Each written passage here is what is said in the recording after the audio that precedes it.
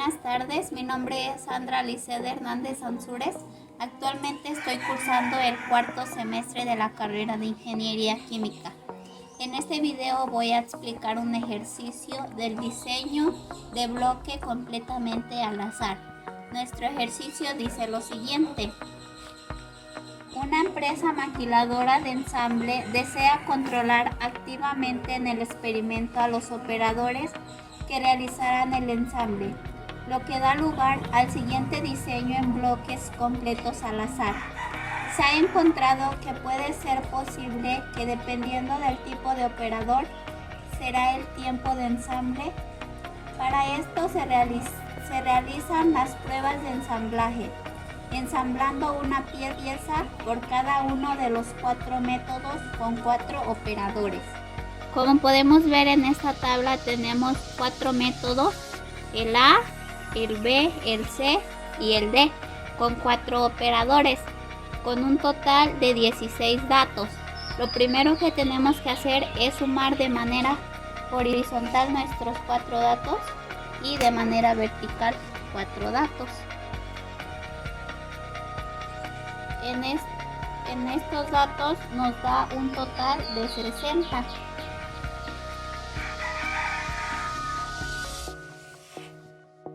De esta manera obtenemos la suma de cada uno de los métodos y la suma de cada uno de los operadores.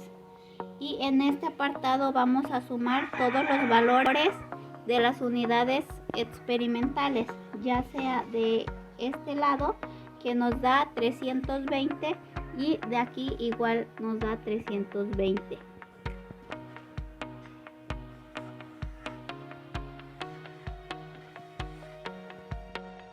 El paso número 1 es realizar nuestras pruebas de hipótesis, en las cuales tenemos dos, una hipótesis nula y una hipótesis alternativa.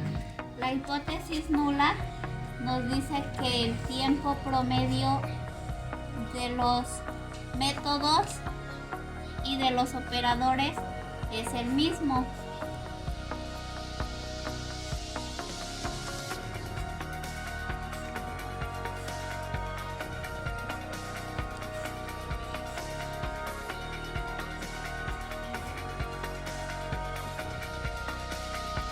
Y nuestra hipótesis alternativa nos dice que al menos 2 de los métodos o al menos 2 de los tiempos de los operadores es diferente.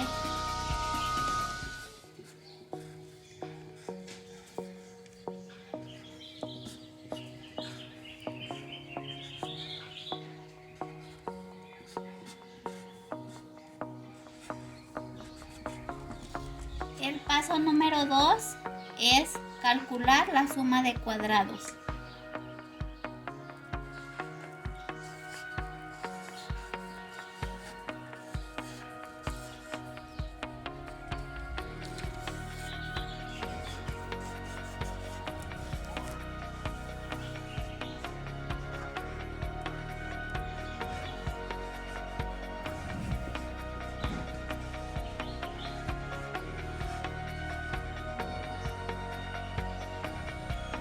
Para la suma de cuadrados totales vamos a ocupar la siguiente fórmula.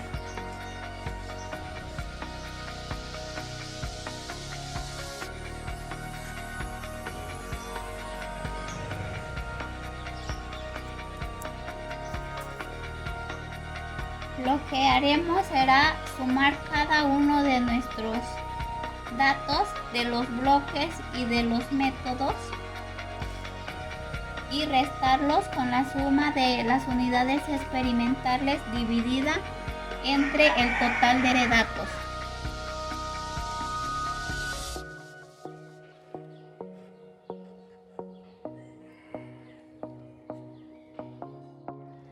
El resultado de esta suma de cada uno de nuestros valores elevados al cuadrado nos da 6.832 y los 6.400 salen de la operación de 320 elevado al cuadrado entre el total de nuestros datos, que son 16 datos, lo que nos da un total de 432.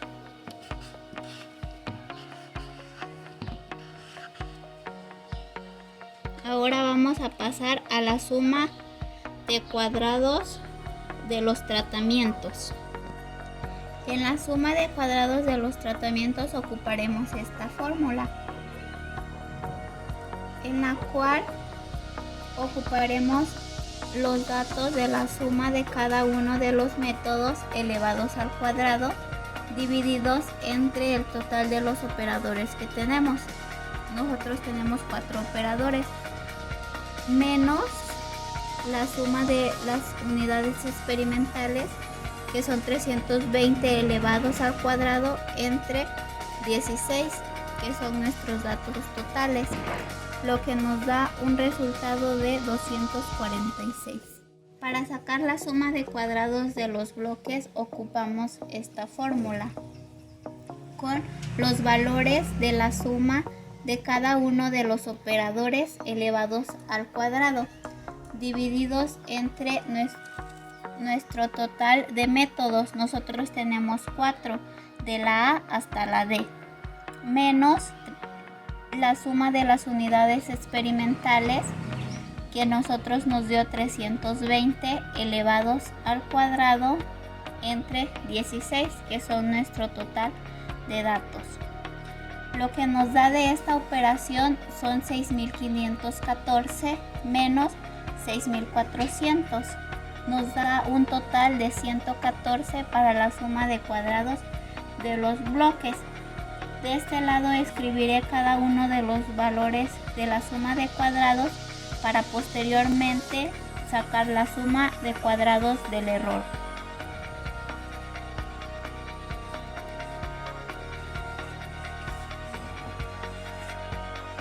La suma de cuadrados totales es igual a 432. La suma de cuadrados de los tratamientos es igual a 246. Y la suma de cuadrados de los bloques nos dio un total de 114. Para sacar la suma de cuadrados del error, solo con la suma a la suma de cuadrados totales le restamos la suma de cuadrados de los tratamientos menos la suma de cuadrados de los bloques.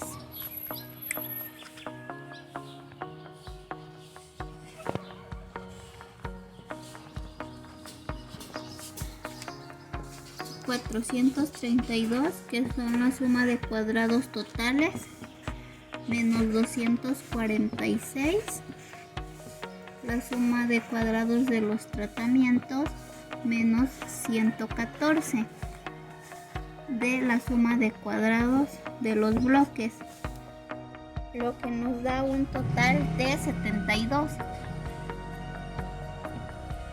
Ahora procederemos a realizar nuestra tabla ANOVA. Nuestra tabla ANOVA es la siguiente, en la cual tenemos como fuente de variabilidad los tratamientos, los bloques, el error y el total. Aquí van nuestros datos de la suma de cuadrados, grados de libertad, cuadrados medios, nuestra F calculada y nuestro valor crítico sacado de la tabla de Fisher.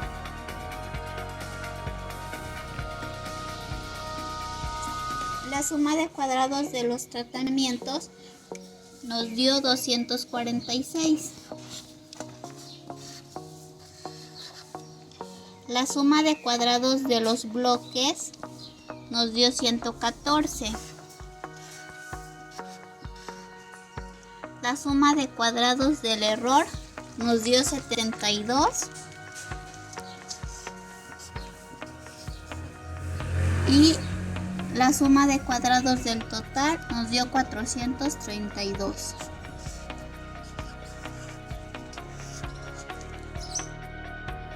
Para sacar los grados de libertad de los tratamientos, a nuestro total de métodos le restamos 1. Tenemos 4 métodos, menos 1, 3.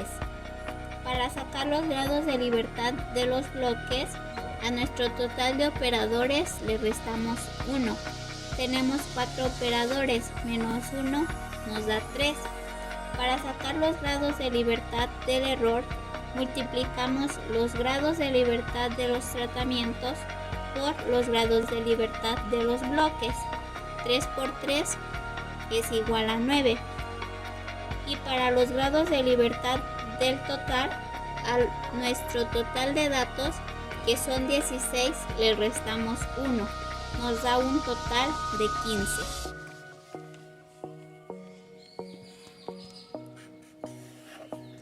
Para sacar los cuadrados medios, tenemos que dividir la suma de cuadrados entre los grados de libertad de cada una de las fuentes de variabilidad. 246 entre 3 nos da 82. Esos son los cuadrados medios de los tratamientos.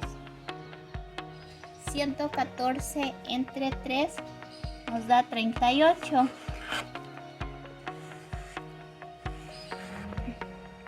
Y 72 entre 9 nos da 8.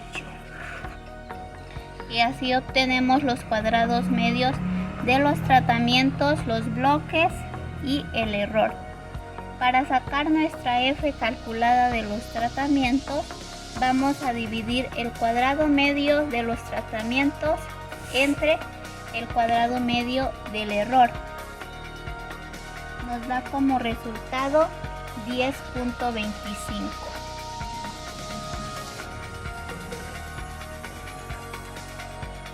Y para sacar la F calculada de los bloques, dividimos el cuadrado medio de los bloques entre el cuadrado medio del error. Total de 4.75.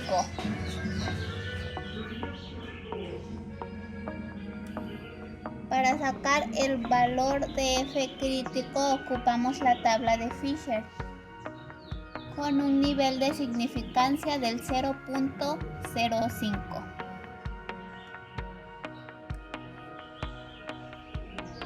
Al ser la intersección de nuestros datos nos da 3.86 para los dos casos.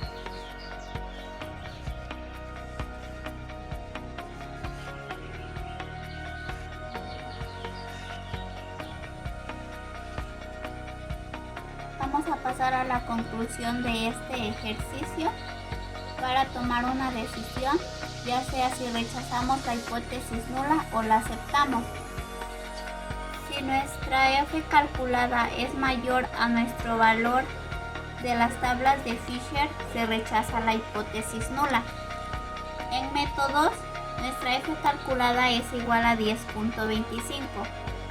Es mayor a 3.86. Por tanto, existe evidencia significativa para rechazar la hipótesis nula. Es decir, al menos dos de los métodos son diferentes en cuanto al tiempo promedio que requieren. Y en los operadores, F calculada es igual a 4.75. Es mayor a 3.86. De igual manera, se rechaza la hipótesis nula, lo que quiere decir que sí hay diferencia entre los operadores en cuanto al tiempo promedio. Bueno, eso es todo por el video de hoy. Espero que este ejercicio se haya entendido.